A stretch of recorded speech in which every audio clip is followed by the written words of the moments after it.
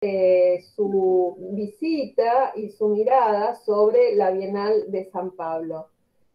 Bueno, Micaela en este momento está viviendo en San Pablo y esta experiencia de realizar la visita a la Bienal y traernos este material de primera mano, para mí es muy importante para nosotros como comunidad, para profesores, para alumnos, sobre todo en ese acercamiento fresco, ¿no?, de Mica, que nos va a rescatar artistas que para nosotros son totalmente desconocidos y también para muchos informarnos acerca de cómo nació esta Bienal y la importancia que tiene geográficamente, políticamente, la Bienal dentro del arte. Bueno, no me voy a extender más en esta presentación de Micaela y bueno, Mica, podés comenzar con tu presentación.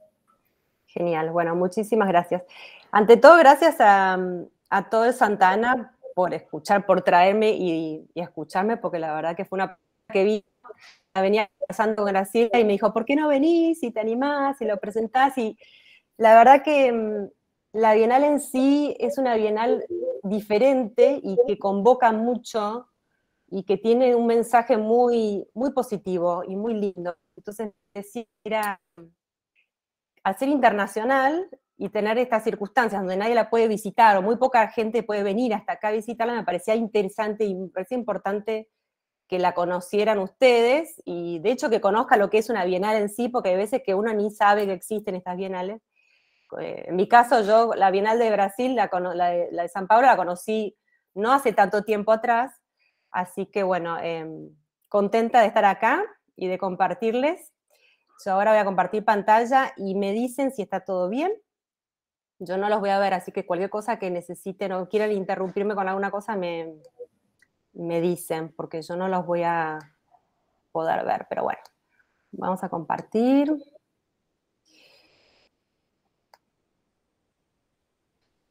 A ver. Ahí estamos. Bueno, ¿se ve? Sí. Buenísimo. Bueno, vamos a empezar.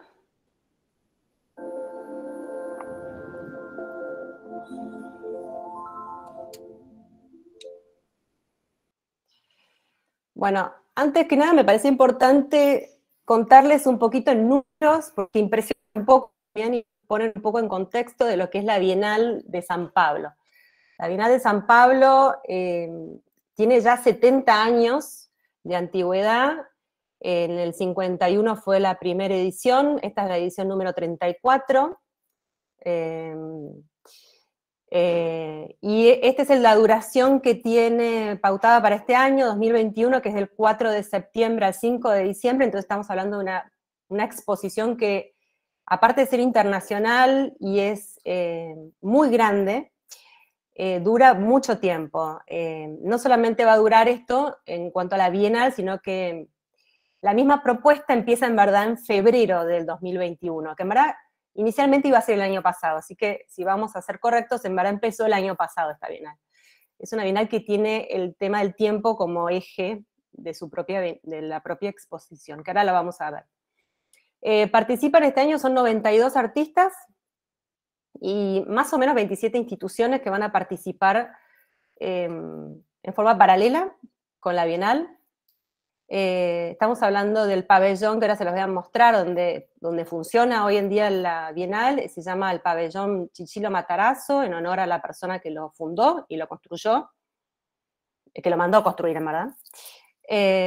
Y es una superficie de 30.000 metros cuadrados, es inmenso, el número uno no visualiza el tamaño, pero es realmente muy grande. Y bueno, en la historia han participado aproximadamente 140 países, eso habla de lo internacional de la Bienal, con más de 70.000 obras, 8.5 millones de visitas y 11.500 artistas, y seguimos, ¿no? Para que Carlos más o menos dónde queda, en San Pablo, bueno, es una ciudad enorme, tiene muchos centros, como dicen acá, porque no hay un centro como nosotros conocemos en Buenos Aires o en otras provincias. Esta es una ciudad con muchos centros, este es un parque muy grande que se llama el Parque Ibirapuera, que queda en pleno San Pablo. Este es el pabellón que están viendo, y alrededor en este parque hay varias instituciones y edificios construidos por el mismo arquitecto, que es Oscar Niemeyer, que es un arquitecto típico y muy conocido acá en Brasil, que construyó esta arquitectura típica modernista brasilera. Y bueno, fue encomendada, es una obra encomendada por Ciccio Matarazzo, y que, si ven ahí la fecha que se terminó de construir en el 57, en verdad, entonces la primer bienal en verdad no se hizo acá en este pabellón, sino que se hizo en el Museo MASPI, acá le dicen MASPI, en verdad es MASP, porque no estaba terminado. Y después sí se hicieron en este mismo pabellón. Y esto es un poco para que vean y recorran conmigo, de alguna manera, lo que yo fui viendo en la Bienal, a medida que la fui visitando. Estas paredes que ven ahí, faz oscuro más eu canto, es la frase que ahora les voy a contar un poco de dónde viene, que se utiliza para titular, de alguna manera, esta Bienal. Y quiero que vean la arquitectura sin nada, porque ahí está pelada, para que vean que no tiene casi rectas, es todo muy curvilíneo. Mismo para recorrerla son 3 pisos, que uno tiene que subir por una rampa, no tiene escaleras, pero es como todo con rampas. Es muy lindo el edificio, de afuera es muy geométrico, pero adentro es muy orgánico. Entonces tiene un lindo contraste. Bueno, la Bienal está organizada a partir de una fundación, es una fundación de la Bienal de San Pablo. Esta fundación, cada 2 años, porque estamos hablando de algo que acontece cada 2 años, elige un curador, que es lo que le va a dar carácter a esa Bienal en ese año, porque todas las bienales son diferentes y esa diferencia la pone un poco la curaduría, como ya sabemos, ¿no?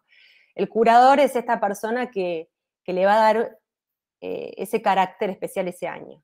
En este caso se eligió a Jacopo Crivelli Visconti, él es italiano en verdad, formado en letras y filosofías en Italia, pero después se vino a estudiar acá a San Pablo, a una universidad muy conocida, que acá es la carrera de arquitectura, es una de las mejores que hay, y se formó acá, hizo un doctorado en arquitectura. Entonces él ya vive acá hace 20 años y trabajó antes, colaboró en las bienales anteriores, y de hecho él fue curador un par de años atrás de la Bienal de Ecuador, que ya ahí él tiene una impronta propia de trabajar las bienales, la forma en trabajarla en una bienal. Yo que tengo pocas, no sé si ustedes habrán ido a alguna exposición o bienal, pero yo las que he ido, capaz no las he estudiado tan profundidad, pero siempre tiene un eje temático, donde se eligen a los artistas según ese eje temático. Entonces el curador es el que elige ese tema y hace su equipo curatorial, él lo elige también pensando en el tema. En este caso es interesante porque ya desde este punto Jacopo eligió un equipo curatorial que de hecho creo que Ruth Esteves es argentina, si no me equivoco. Después tenemos a Francesco, que no, es norteamericano, me parece, y después los demás son brasileros. Pero él lo que hace es, en vez de imponer un tema o un concepto, él lo que hace es pedirle a este equipo curatorial que elija y convoque artistas que les pareciera a ellos que eran importantes que participaran en esta bienal. Y les recuerdo, estamos hablando de una bienal que iba a hacerse el año pasado, en verdad. Así que esto fue en el 2019, estoy hablando. Venimos del 2019 con estos conceptos. Entonces él convocó a este equipo curatorial que traigan ellos mismos los artistas u obras. Y a partir de ahí empezaron a tener reuniones donde empezaban a ver, poner en conjunto a todos para ver qué surge a partir del mismo artista, de los mismos artistas, qué temáticas se repetían. Y acá estamos hablando de eso, de traer el contexto a la Bienal, donde sea como el eje temático surja a partir de estos mismos artistas. Estoy hablando y quiero saber si todos me están escuchando. Sí, Porque, sí. está, porque como no los veo, no los veo, entonces no sé si estoy ahí o no todavía. Sí, sí, muy bien. Perfecto. Bueno. Entonces, bueno, a partir de esto, de tener esta concepción de la temática que surge a partir de los artistas, de qué estaba pasando en el contexto, en el momento ese, acá vamos a poder ver entonces, para visualizar un poco mejor, dos partes. Por un lado se va a traer esto de la curaduría ya desde el vamos, desde la idea del mismo curador, es esto del deseo de desdoblar la muestra en tiempo y en espacio. Porque lo que les parecía importante es hablar de esto, cómo la obra va cambiando según, o la obra, o los objetos de arte, o lo que sea, cómo el elemento a veces va cambiando según en qué contexto se lo ponga, en qué momento se lo vea, y quién lo vea, ¿no? Entonces este concepto va a acompañar a la muestra durante todo su trayecto. Desde el inicio estaba esta idea. Entonces, esta faz oscuro más seu canto, que significa está oscuro pero canto, o pero igual canto, es parte de un poema escrito por Tiago Di Mello, que es un poeta amazónico, y que tiene una historia muy linda, porque esta frase tan simple la escribió en el año 63, pre-dictadura militar en Brasil, y la escribió, se llama Mañana Camponesa, si no me equivoco, porque ahora no me acuerdo, pero creo que se llamaba así el poema, que habla un poco de la mano de obra de los agricultores y de la importancia del trabajador, y de del esfuerzo, ¿no? Cuando uno lee el poema habla del esfuerzo, del despertarse ya todavía de noche, pero sabiendo que todo ese trabajo va a dar sus frutos, y que todo ese trabajo en algún momento van a empezar a ver la luz del día. Entonces es muy lindo el poema, y recién es publicado en el año 65, la dictadura fue en el 64, entonces en el 65 esta misma frase cambia totalmente de lectura, porque ya toda esa gente trabajadora es pasada muy por encima, muy maltratada por la época de la dictadura militar. Entonces esta misma frase cambia porque la gente cambió, porque el tiempo cambió, y la frase termina mudándose, cambiando el concepto. Sigue siendo la misma frase, pero esa misma frase tiene otro significado. Entonces esto, y yo les decía, acá hay un cuento que a mí me encantó, y se los voy a contar medio rapidito, pero habla que que Tiago Di Mello, bueno, como muchos artistas, un día durante la dictadura lo encierran y lo meten preso. Y como toda persona que pasaba por eso ya había escuchado un montón de cosas que pasaban, y él estaba, por supuesto, con muchísimo miedo, y que dicen que cuando entró a su celda, con todo ese miedo y sin saber qué le iba a pasar, lo primero que ve escrito en la pared es su propia frase. Paz escuro, más eu canto, porque a mañana va a llegar. Entonces, a mí me pareció tan poético el cuento y tan fuerte la frase que, bueno, no podía dejar de contarles esta historia, me pareció muy linda. Entonces, la curaduría va a tomar esta frase, por un lado, y va a ser el armado de la Bienal también bajo este concepto. Entonces, estos artistas que ya están elegidos, hay varios artistas que se eligen 3 artistas visuales y 3 performances diferentes que se iban a exponer en 2020 a partir de febrero. Entonces en febrero se usaron distintas instituciones que trabajaron junto con la Bienal, que eran instituciones culturales, centros culturales, repartidos por todo San Pablo, en la periferia. Entonces la intención era poner estos artistas que después iban a terminar de septiembre a diciembre en el pabellón, dentro del pabellón, en conjunto con todas estas otras artistas y obras, iban a estar individualmente exponiéndolo en otro momento antes de empezar la Bienal, y en otras instituciones. Entonces, el público que llegaba iba a ser mucho más plural. Y acá traen el concepto de pluralidad y de diversidad, que es muy importante también durante toda la Bienal.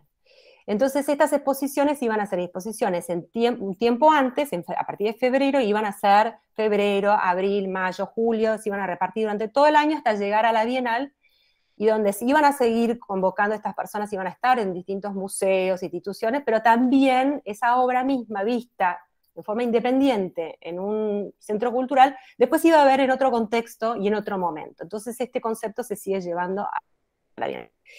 Y en segunda instancia se toma a un novelista, poeta, que se llama Edward Glissant, que también tiene mucho material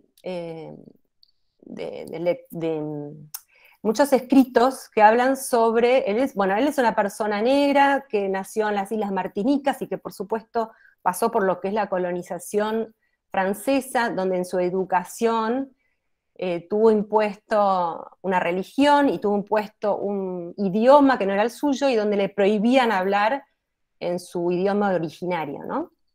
Entonces, con todo este bagaje, él se fue a vivir a París y él escribe, y es un gran escritor en cuanto a favor de la diversidad, de la pluralidad, y él habla en sus escritos del derecho a la opacidad. Y yo les traje estas imágenes porque, bueno, esto cuando apenas entramos en la Bienal, vamos a ver estas instalaciones arquitectónicas que son opacas, porque él habla del derecho a la opacidad como el derecho al conocer al otro, al diálogo con el otro. En contraposición está lo transparente, que es la primera lectura que nosotros tenemos de todo, lo rápido, lo inmediato, y él habla de esta opacidad como este derecho a darle cabida al otro, al conocer, al no aceptar siempre, él habla de que no tenemos que siempre entender al 100% al otro, ni tenemos que estar de acuerdo, pero sí darle derecho a escucharlo y a conocerlo y a que participe, y también esto de buscar atrás un poco, de escarbar un poco en lo que hay detrás de esa opacidad. Entonces, durante la muestra van a ver que tienen estos mamparas, medias translúcidas, donde separan los ambientes, pero no del todo. Entonces es lindo ver cómo en la arquitectura también hay toda una lógica. Uno a medida que se mete por estas rampas va subiendo y va entrando a la Bienal. Como verán, tiene muchas ventanas, mucha luz, es muy amplio. Y a diferencia de otros años, que hay gente que fue a verla, y yo les preguntaba, porque yo la verdad que es la primera vez que voy a la Bienal de San Pablo, y me hablan de que, yo no sé si fue en Arteba alguna vez, pero tenían ese concepto de todo cuartos armados para los artistas y más sectorizado. Acá es una Bienal que es mucho, parece que tiene menos obra, pero en verdad tiene un montón de obra, pero es mucho más amplio, es más recorrible, más caminable. Entonces, me pareció interesante esa diferencia con otras bienales anteriores, que esta es diferente en ese sentido.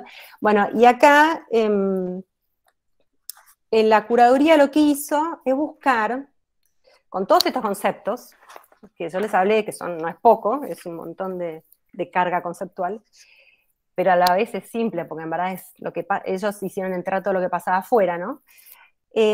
A partir de las frases de Thiago Di Mello, a partir de Edward Glissant con sus escrituras y sus poemas, y esto de hablar de la pluralidad, del diálogo.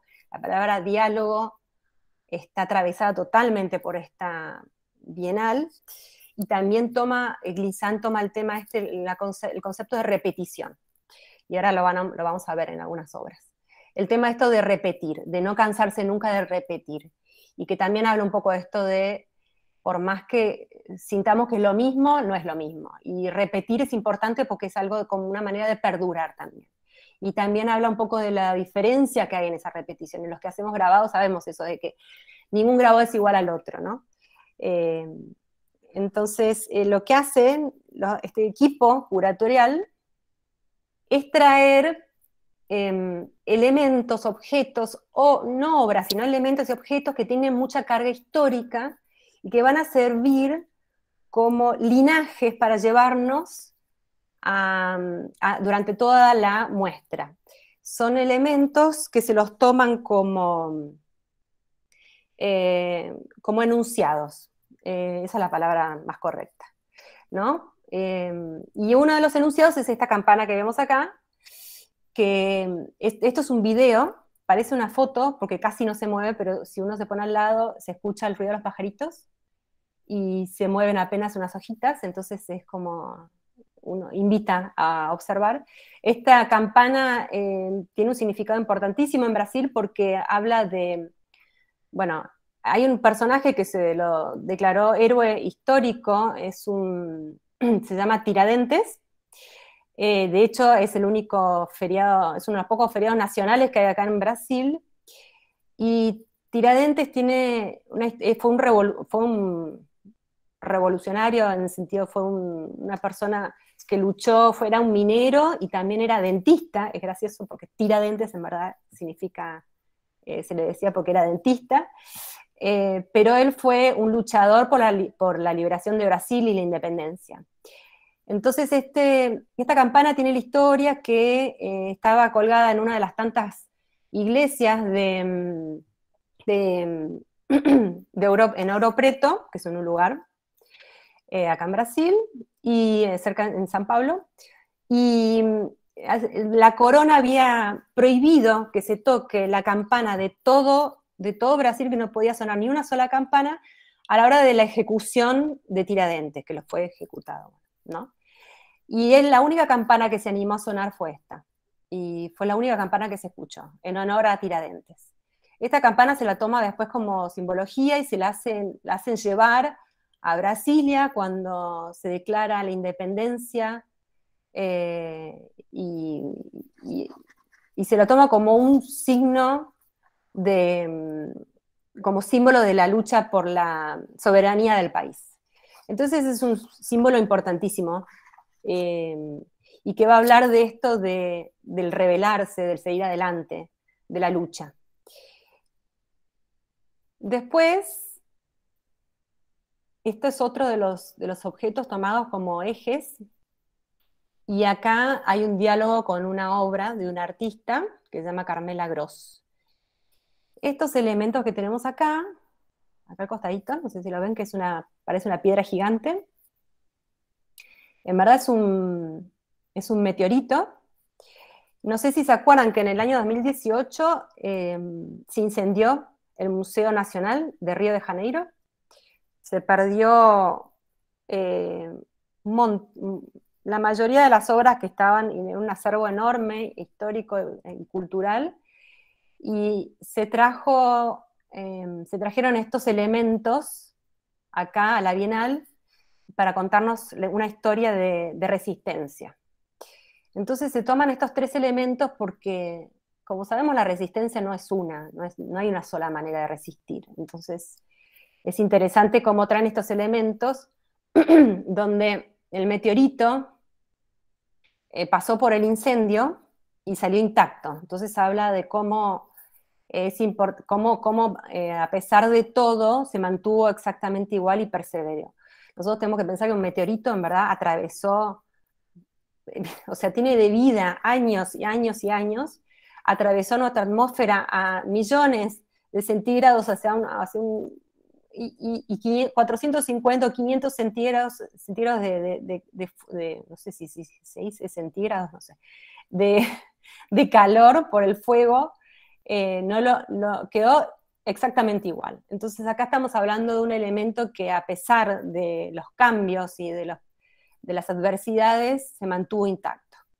Y dialoga con este cuarzo, que en verdad ese cuarzo es un tipo de cuarzo violeta, que para poder cambiar a este color amarillo tuvo que haber pasado por más de 450 grados de calor, y por mucho tiempo. Entonces acá estamos hablando de cómo perseveró, cómo siguió siendo el mismo objeto, pero cambiando, ¿no? Adaptándose a los cambios. Y por último, trajeron acá se le dicen bonecos, que son los muñequitos, que son, este muñeco fue donado ahora, o sea, después del incendio, por un líder de una aldea, de un aborigen, que son de parte se llama la Isla Bananal, el lugar donde está esta aldea, en representación, porque cuando fue el incendio, como son de barro, se perdieron todos los muñecos y todas las esculturas y todos los elementos de barro que representaban al pueblo aborigen precolombino. Entonces acá estamos hablando de cómo el significado persevera, y no es ya, pasando por alto, ya no es importante el objeto en sí, sino que lo que significa en sí mismo. Entonces ya no importa que no sea el mismo objeto, porque lo que representa sí es lo mismo, representa la historia, representa la cultura, representa el precolombino, representa el que siguen existiendo hoy en día, acá en Brasil en especial, muchas aldeas aborígenes, y que acá están diciendo que están presentes. Entonces, es lindo ver cómo dialogan estos tres elementos en conjunto con esta obra que la hizo una artista brasileña, y son monocopias, son impresiones de manchas, que acá ella habla un poco, trae el tema de esto de la repetición y de cómo... Y ella habla una palabra brasilera que significa como descargar. Entonces ella como que descarga material, quita, saca, pone, y donde cada uno ve lo que quiere ver. O ves una mancha negra que sobresale, y que es dura y pesada, o ves un hueco que es profundo. Entonces es lindo ver cómo dialogan todas estas piezas. ¿Todo bien por ahora? Muy bien, Mica. Sí, todo bien. Bárbaro.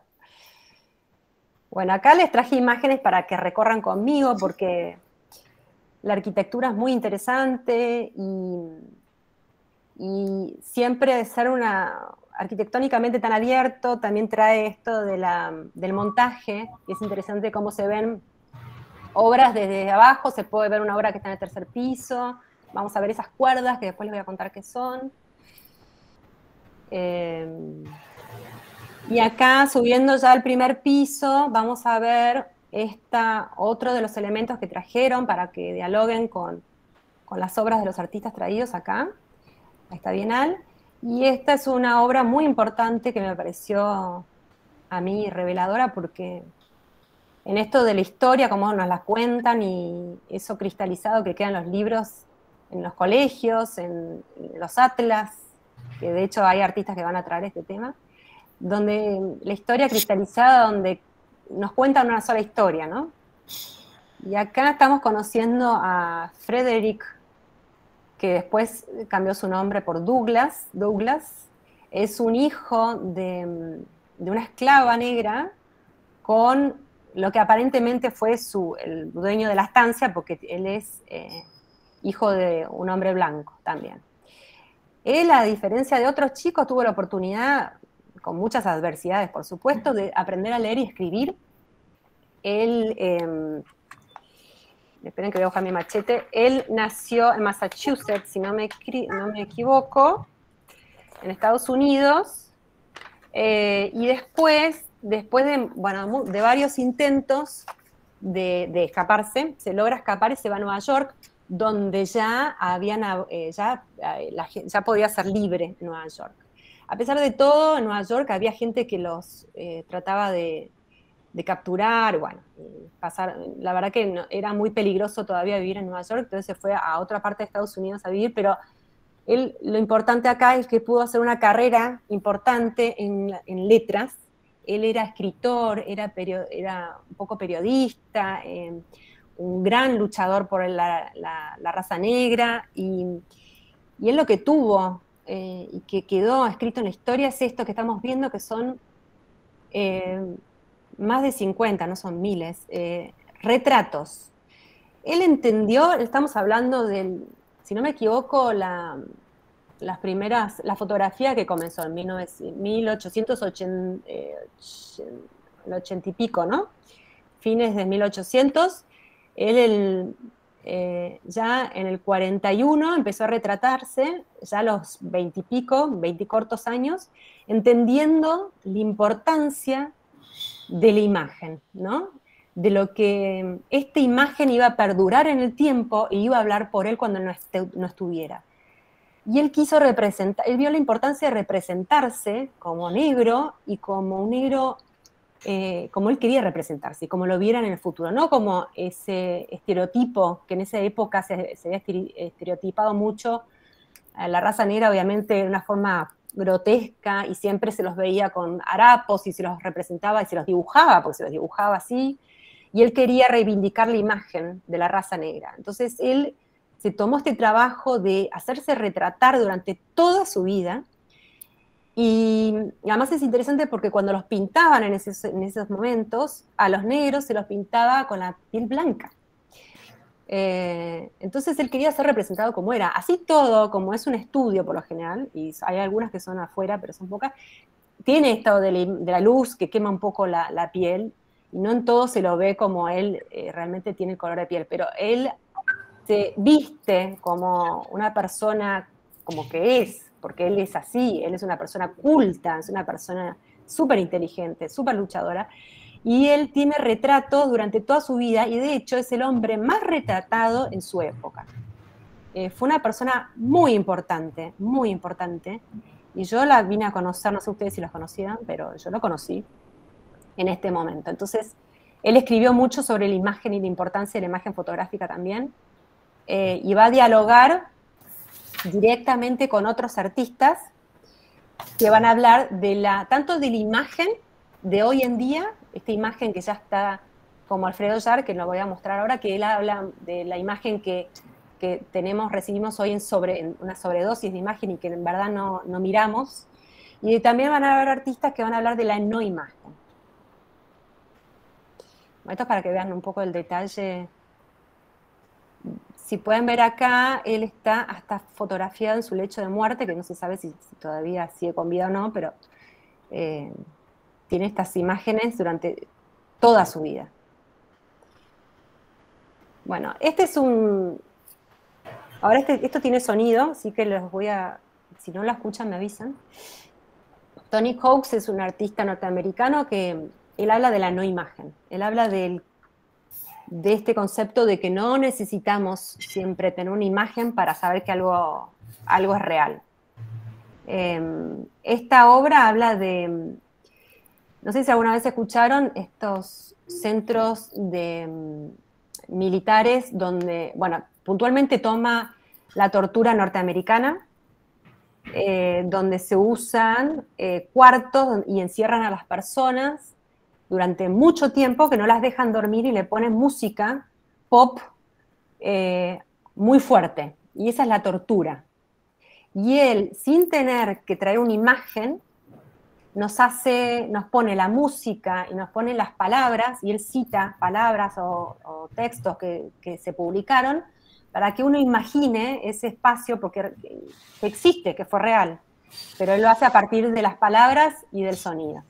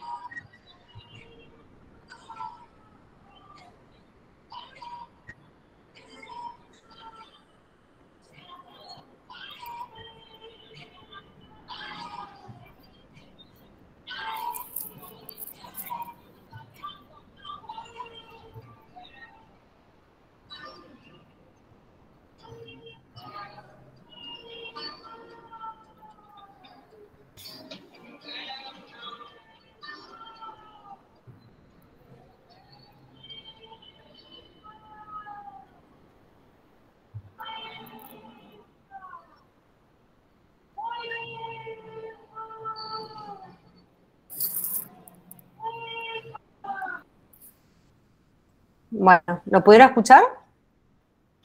Sí, sí. Sí. Bueno. Yo les traje, son dos artistas. Tony Coates es el que nos mostró las imágenes y se escuchaba la música, pero la pusieron en diálogo con esta otra obra, que es muy perturbadora para mí personalmente, porque cada vez que subo al segundo piso la escuchaba, ese Ouija, Ouija. Se la puse porque creo que un poco a propósito, una se mete en la otra, porque no hay forma de no escuchar a esta obra última que les estoy mostrando. Entonces me parecía interesante que vean de dónde venía ese sonido, que en verdad no era parte del videoarte, sino que interfería un poco. Pero bueno, esta obra habla un poco de... son voces que en teoría fueron grabadas de personas que están encerradas en un lugar muy lejano, y uno escucha estas voces perturbadoras y a mí no me gustan nada, pero bueno, yo se las traigo porque la verdad que me pareció interesante ver cómo dialogaban estas dos obras, porque así como dialogan, estas dos obras dialogan en toda la Bienal, van a haber hay muchas cosas que dialogan con otras.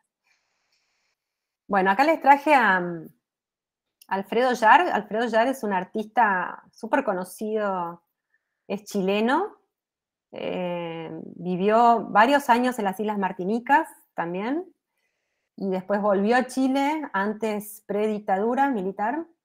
Y él es un artista, y después terminó yéndose a vivir a Nueva York, y está hace muchos años ya viviendo en Nueva York.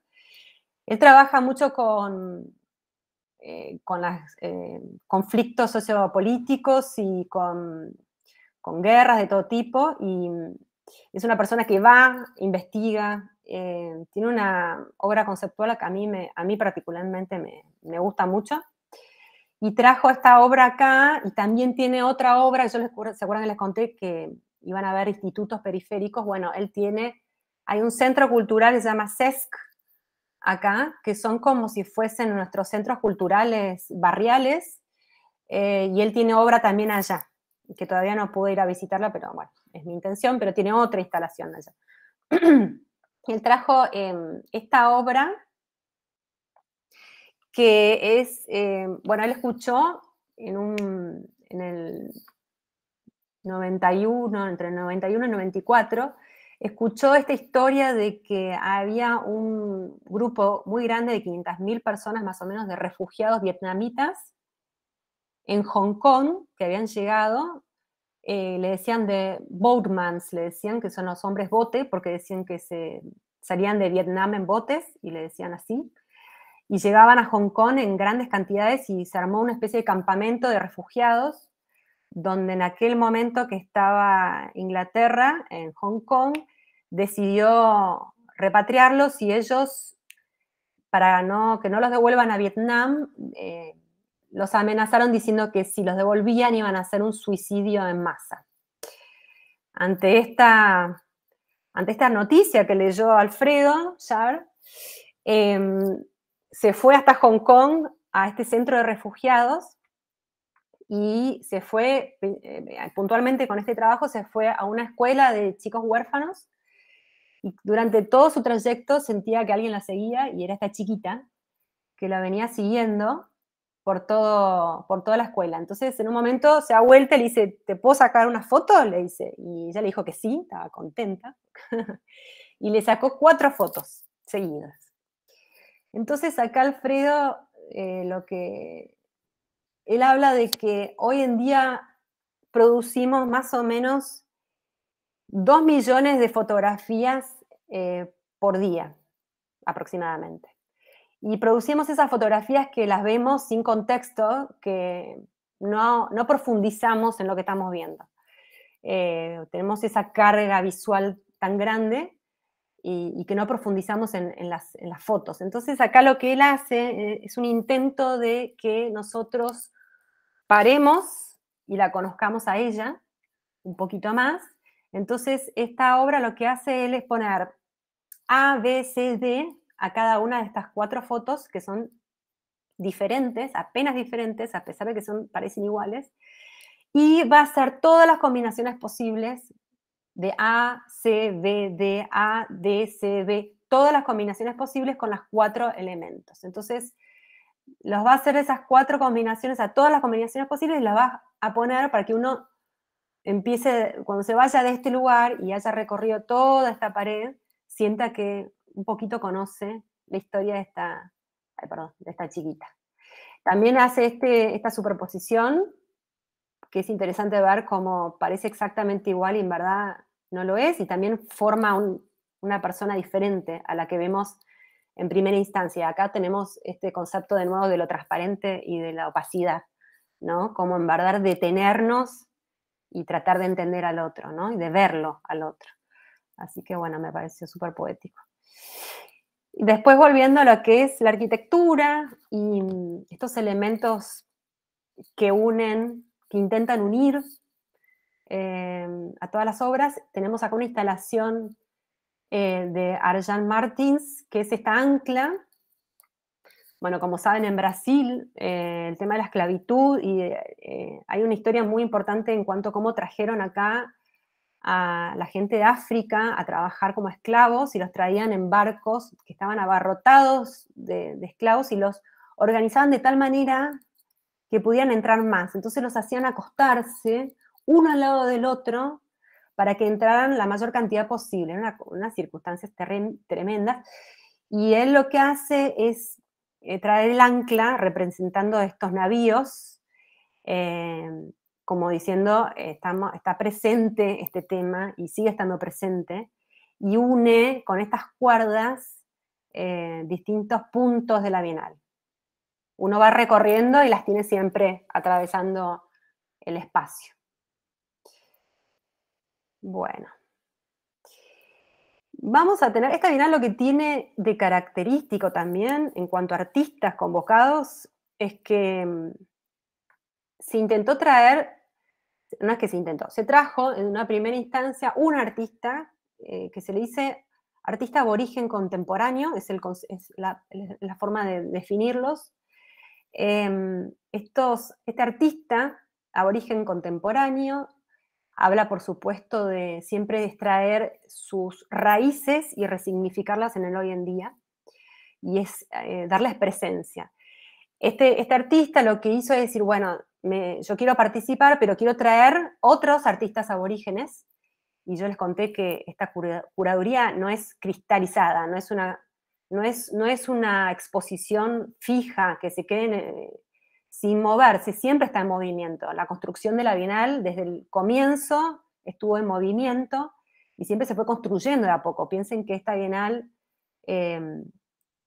empezó el año pasado y a pesar de todo se siguió exponiendo durante todo 2020 distintas exposiciones, y entonces esto del movimiento, del cambiar, esto también fue un cambio, esto fue una adopción, adoptaron en total terminaron siendo 9 artistas aborígenes contemporáneos de distintos lugares.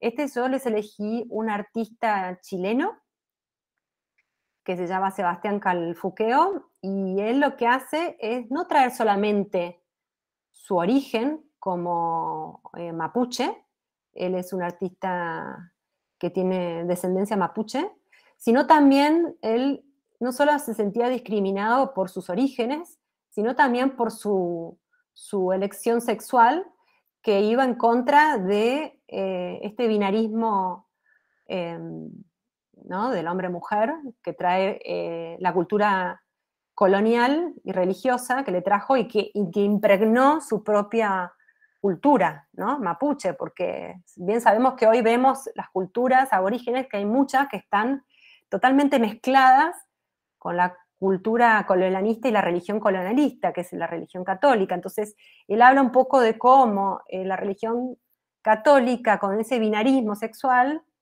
uy, se cortó ahí. Está bien. Cómo a él lo hace sentir discriminado en esos dos aspectos, ¿no? En uno. Entonces acá a mí me parece interesante cómo con este acto simbólico, donde él trae este ritual, que es un ritual típico de su aldea, que es lo que divide al hombre, al niño, y lo convierte en hombre. Pero hombre, en su tradición, en verdad no es el hombre que nosotros tenemos como concepción hoy en día de masculino, el hombre porque pasa de una instancia de niño a adulto, en verdad.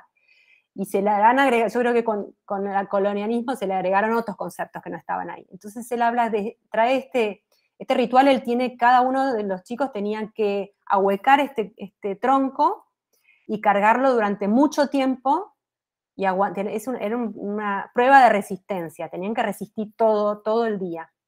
Entonces me parece interesante cómo trae esto este es un videoarte, pero también una instalación filmada, ¿verdad?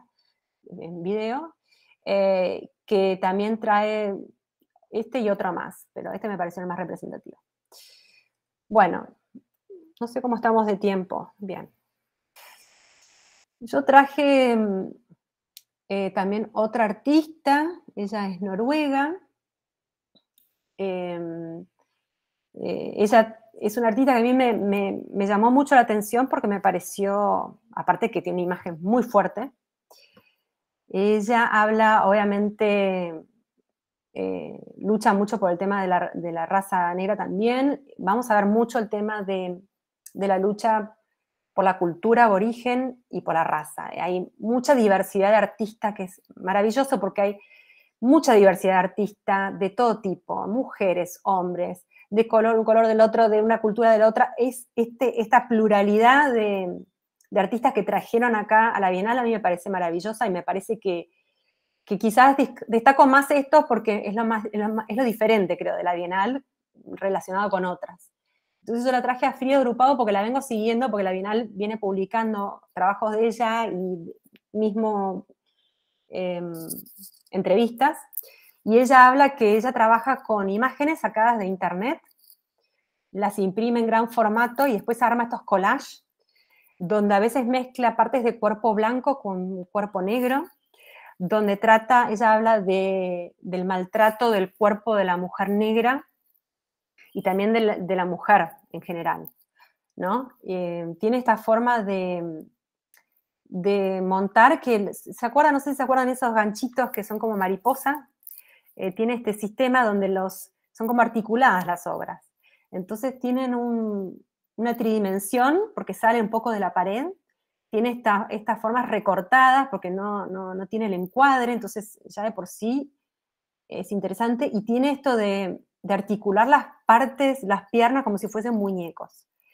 Ella trabaja con esta obra y también trabaja con estas esculturas que están hechas a partir de este collage también, y también tiene un collage eterno en Instagram. Ella, si la buscan en Instagram, ella trabaja imágenes como collage, pero también digitalizados, y empezó a hacer un collage digital que es interminable, que lo sigue trabajando todo el tiempo, que no termina. Y bueno, acá también habla un poco de que esto sigue, ¿no? El tema de la raza y demás, por supuesto que sí, va a seguir, y ella lo toma este tema de una manera fuerte, y me pareció muy interesante traérselas. Espero que les guste. Y bueno, y después, acá les traje algo que a mí me parece muy normal y típico entre las personas, tanto artistas como no, que uno va a la Bienal y ve estas cosas y dice, bueno, ¿qué es esto? Es tan poco la información que uno tiene a primera vista que dice, esto es un divague, esto lo hace cualquiera, o esto no sé qué significado tiene, es muy difícil entenderlo porque... Pero bueno, el arte contemporáneo en el fondo hay que acercarse más, hay que involucrarse más. En este caso, yo fui el primer día de la Bienal, caí a la primera hora que abrían y yo ya estaba ahí. Entonces pude ver la obra esta en su primera instancia, porque esta es una obra que iba a ir cambiando y va cambiando a medida que pasa el tiempo. Entonces, claro, uno llega ahí y se lleva este papelito que está ahí, y cuando llega a casa lo lee y dice, bueno, ahora entiendo. Entonces, bueno, yo se los traigo porque para que entiendan que a veces que uno tiene que frenar e interesarse y leer qué hay atrás, porque atrás de esto es una obra muy conceptual. Y es una obra que a mí me encantó porque me sorprendió, ¿no? Bueno, entonces, cuando empecé a estudiarla y leer, cuando llegué a mi casa me di cuenta que era una obra que iba a ser, que estas 4 varas que ven ahí son 4 cañas que tienen como finalidad cargar sillas. y poner cada uno en una pata de una silla. Esta obra lo que hace es poner en diálogo el pabellón de la Bienal con todas las instituciones que lo rodean. Instituciones como hospitales, escuelas, teatros, jardín de infantes, manicomios, o instituciones, no se dice manicomio, instituciones mentales, y lo que hacen es ir, buscar una silla de esa institución, la montan de esta manera, la ponen en las 4 patas, y yo creo, una de ellas es la artista, y las traen en un acto como una acción, traen de afuera hacia adentro de la Bienal estas instituciones diferentes. Entonces, de cada institución se va a agarrar, son creo 25 instituciones, que son la cantidad, o 24, no, perdóname, no tengo el dato exacto, de estados que hay en San Pablo.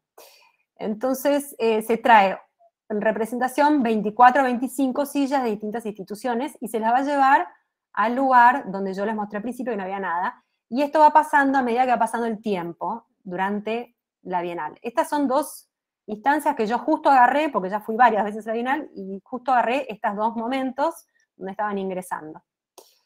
Y acá ya podemos ver que la instalación cambió, y sigue cambiando todo el tiempo, todas las semanas cambia, y es interesante ver que le ponen chapitas a cada uno, diciendo de dónde es traída. Esta, por ejemplo, es de un instituto mental, y es lindo porque cada uno se ve que hicieron un trabajo en el instituto y le colgaron estas cintas y estos mensajes, porque piensen que esto lo que hace es visualizar esos lugares, ¿no? Que quizás no los vemos o los pasamos por de largo y no sabemos. Entonces esto no solamente queda acá, porque esto, una vez en el medio de esta Bienal, una vez que hayan varias sillas, y si como ven están puestas en forma de diálogo, porque están puestas en un círculo, otras están enfrentadas, otras están separadas, hay una fecha donde se convocan a representantes de todas estas instituciones para que dialoguen entre ellos.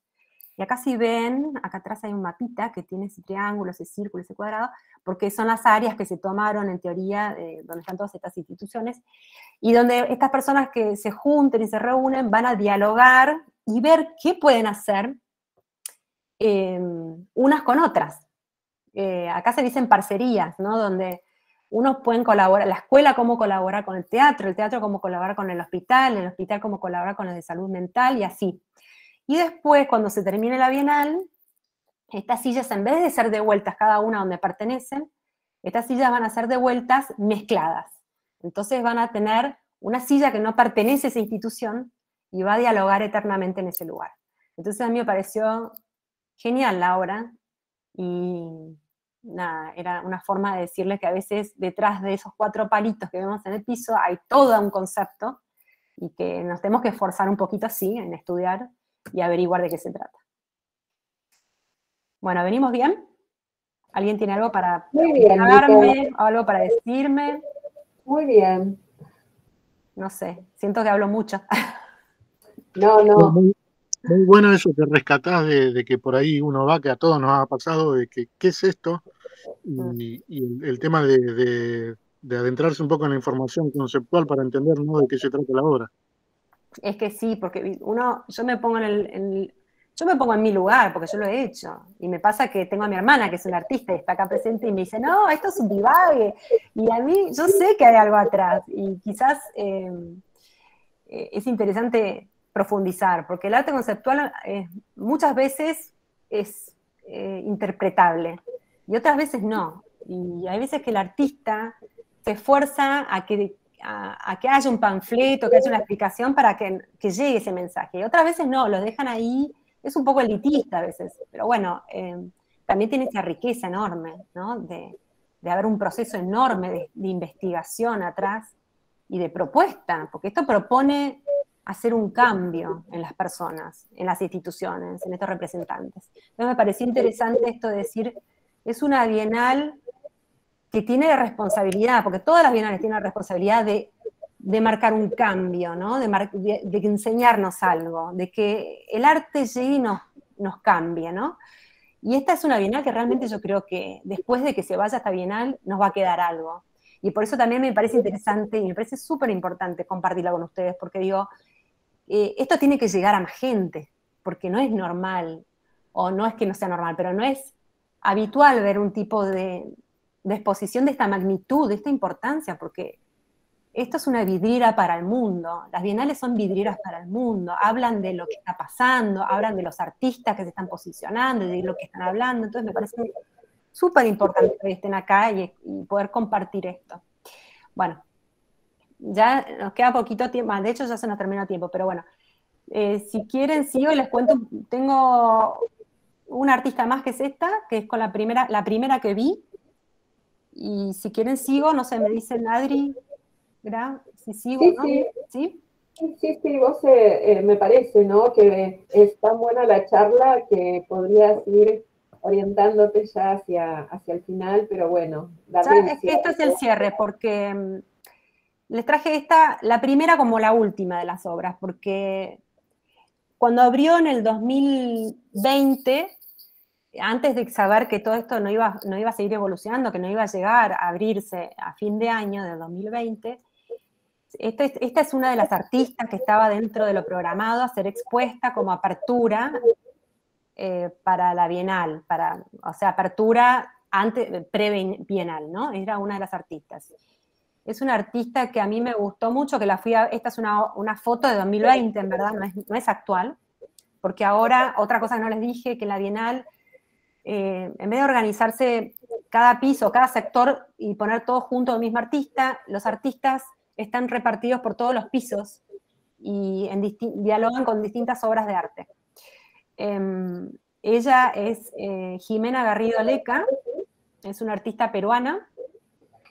Toda su obra acá está junta porque es la primera exposición que se hizo en 2020 y es donde la fui a ver con mi familia, ahí arrastré a todos, y habla un poco de la explotación del suelo peruano, habla un poco de esto, va a poner siempre en diálogo las tradiciones de su pueblo, ¿no? Como la artesanía, como estos objetos de barro hechos artesanalmente. Ella se estudia mucho como las distintas técnicas y las contrapone con el tema de los productos metálicos y los que son extraídos de las tierras peruanas. Y también van a ver mucha materialidad de cobre, de barriles de petróleo, y ella siempre va a estar poniendo en diálogo estos dos elementos, ¿no? A veces unidos en un elemento, otras veces solos. También ella va a indagar en lo que es una cultura preincaica que habla de una cultura peruana, era una civilización que tenía súper desarrollado un sistema de irrigación y de siembra y cosecha. En este caso ella trae lo que son, esta civilización tenía súper desarrollada una técnica de regado y demás, y que también se dotaban de una lectura futura a partir de estos porotos que ven acá.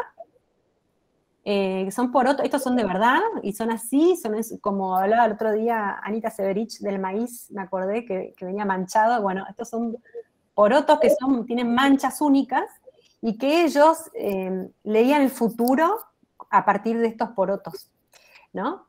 Y hablaba de un sistema un poco místico de cómo leer el futuro, pero ellos se basaban en eso también para cultivar estos mismos porotos a veces, ¿no? Aparte de sus otras cosechas, pero el mismo poroto, habla del poroto también como el ciclo, ¿no? Como el poroto como para una lectura, para usarlo como un lenguaje, y también el poroto como se planta, crece, da por otro poroto y se vuelve a plantar y crecer, este ciclo interminable, ¿no? Y además, como estamos hablando de una bienal que iba a crecer y mudar todo el tiempo, según el tiempo, acá se trae esta obra que se iba a ver en teoría, cómo empezaba en febrero esta hoja, que ya en verdad ya estaba de hace tiempo, y cómo iba a llegar esa hoja y ese cultivo en septiembre, diciembre de ese año.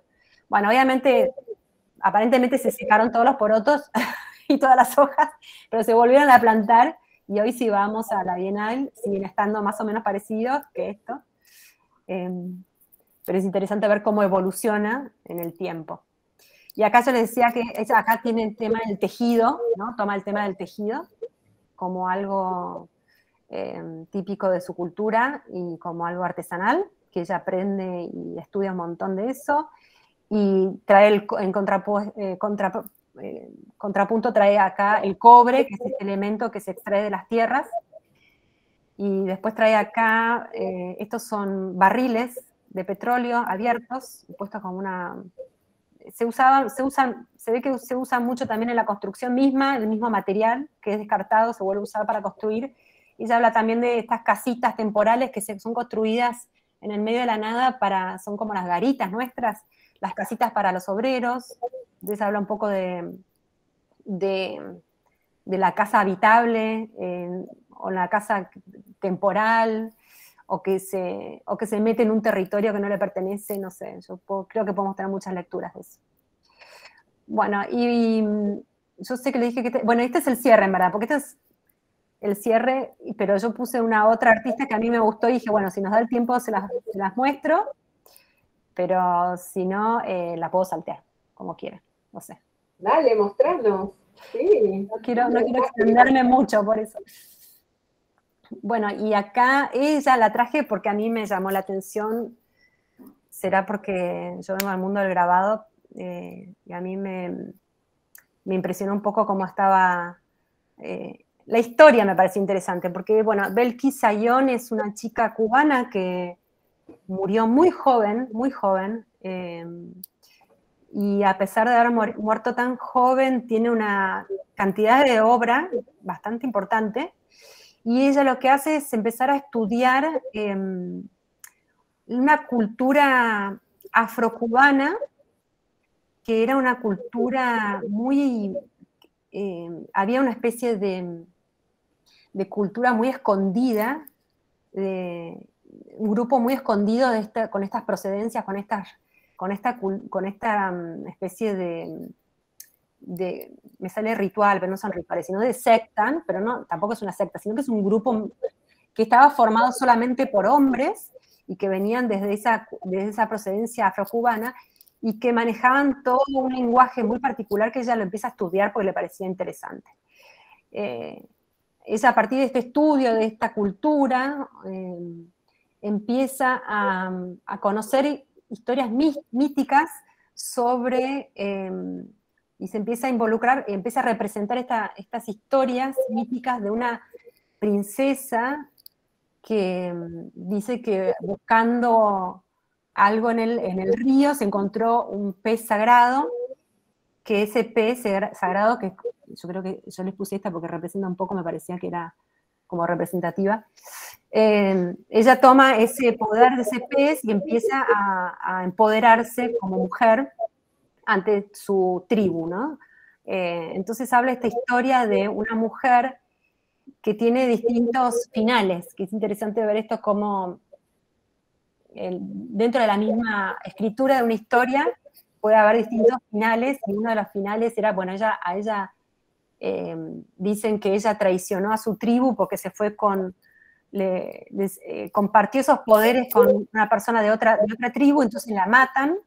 Y hay otra historia que se reescribe, donde el final es que los hombres de esa tribu no podían aguantar ver una mujer con poderes, entonces la terminan matando.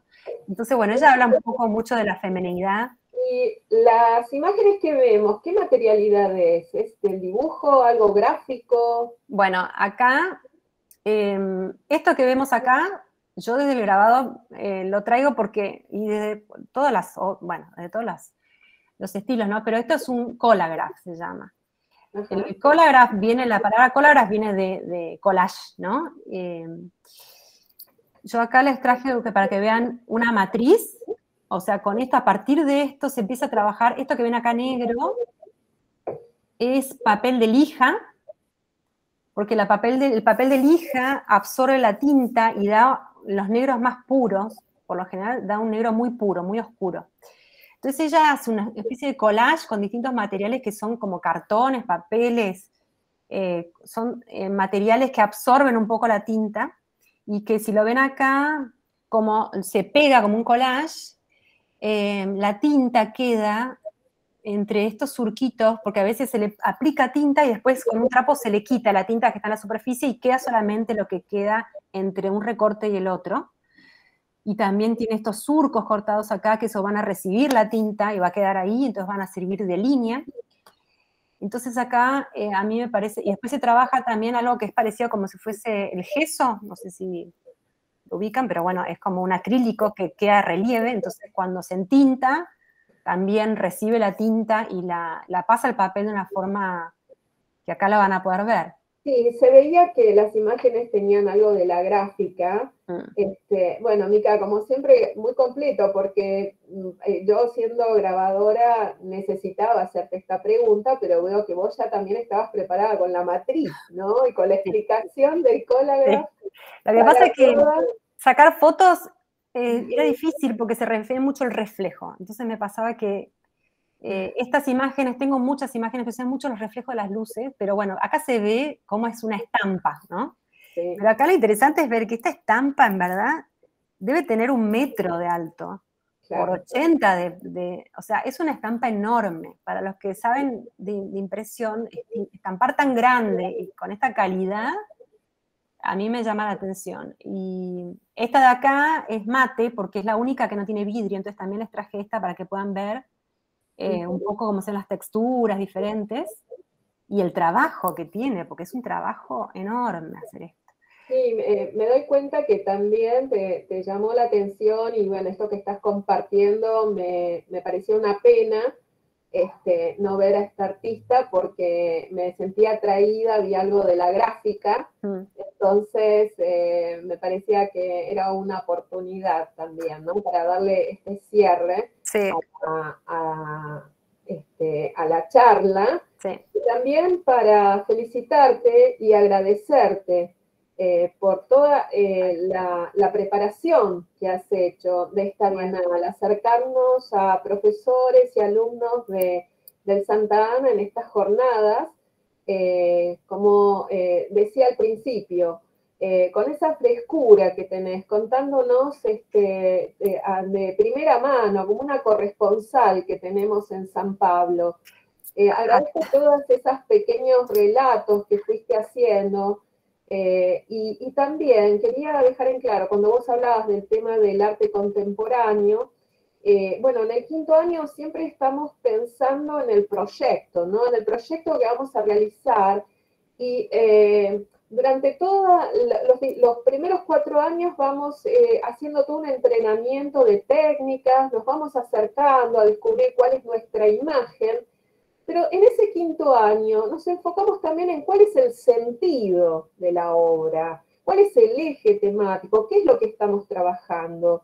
Y vos aquí en la Bienal te enfocaste exactamente en eso, en cuál era el eje, en la Bienal en general, pero también en cada uno de los artistas. Yo sé que siempre me parece que para vos, que estás cursando este 5º año, hacer este recorrido de la Bienal creo que debe ser de una riqueza importante.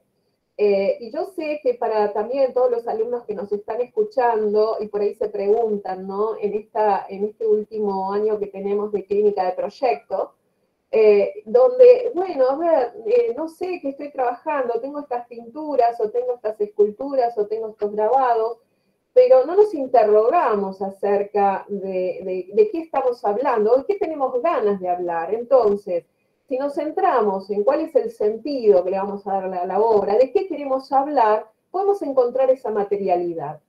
Y acá vos has estado llevándonos, nos fuiste conduciendo con esta charla entre las dos aguas, ¿no? La materialidad, lo que implica también el montaje de toda esta bienal, y qué pasa con los artistas. Bueno, no quiero tomar yo la palabra y ser... genial. Pero agradecerte, y también quería marcar este punto dentro de lo que hacemos nosotros, ¿no? Como docentes en nuestra institución, y está muy ligado a, bueno, lo que vos nos has mostrado, a pensar, a reflexionar, a investigar sobre las diferentes temáticas, y son muchos de todos estos artistas lo que nos sirven de referencia para nuestro propio trabajo de creación. Totalmente. Gracias, Micaela. No, gracias por favor. por toda esta preparación, como siempre que realizás en las jornadas, toda la organización. Bueno, yo agradezco muchísimo, gracias a todos los que estuvieron ahí y que siguen acá escuchando a pesar de que sean las 11:16. Y por supuesto me costó mucho tener que recortar con tan pocos artistas y contarles todo esto, pero bueno, creo que elegí artistas que a mí, como una persona común y corriente que fui recorriendo fresca, como dice Graciela, tan fresca, porque es la primera vez que recorría esta Bienal. Entonces me imaginé que ustedes están recorriéndola conmigo, y digo, bueno, ¿cuáles son los artistas que a mí, por supuesto que siempre va a ser subjetivo, porque yo puse quizás a esta última artista, pero porque también me parece interesante ver un proceso de un artista, ¿no? De cómo llega desde una matriz hasta el resultado final y el concepto que hay detrás, porque es súper importante. Y ya que estoy, quiero aprovechar para decirle a todos los que están acá de estudiantes que cursen el 5º año, porque es un año que termina de cerrar muchas cuestiones personales también, el propio trabajo, con estas materias como metodología en investigación, o como la proyectual de Graciela, talleres, todo es como que es un año con poca carga horaria, con pocas materias, pero que realmente hacen una gran, profundizamos mucho nuestra propia obra. Entonces a mí me parece importante que sepan que hay un 5º año que está buenísimo, que es importante que lo tengan en cuenta, que quizás uno llega cansado, se recibe y dice ya está, pero tómenselo como, yo se los recomiendo, porque la verdad que es un lindo 5º para terminar de cerrar trabajos personales o trabajos, o también la posibilidad de ampliar los horizontes como profesional, ¿no? Porque yo hoy estoy hablando de la Bienal y para mí la docencia, yo la amo y sigo formándome y me parece excelente, y teniendo la oportunidad, yo estoy lejos, así que aproveché que estaba online, pero ustedes que lo tienen ahí, nada, solamente dejarles las palabras de que la aprovechen, porque la verdad que vale la pena. Bueno, gracias. Bueno, gracias a vos, Mica, la verdad fue un placer, re cálida, como nos fuiste contando todo. Yo la verdad que sentí que iba recorriendo por la Bienal y me hubiera quedado todavía, me encantaría como tener. Yo fui 5 veces y todavía no conozco un montón de cosas y sigo yendo y sigo yendo. Saben que son bienvenidos, que si se abren las fronteras y hasta diciembre tenemos para venir a visitarla, porque sigue estando abierta, así que nada, ojalá que alguien pueda venir, pero bueno, si no pueden, por lo menos tienen Te tenemos a vos, me buscan en mi Instagram y yo les contesto, no tengo problema. Buenísimo, muchas gracias. Bueno, gracias a ustedes. Gracias a todos por haber estado en esta charla. Un placer. Gracias a todos ustedes, un placer de verdad. Gracias, muy lindo. Muchas gracias. Muchas gracias. Gracias. Después subimos la grabación, dale. Gracias. Buenísimo. Sí. Genial.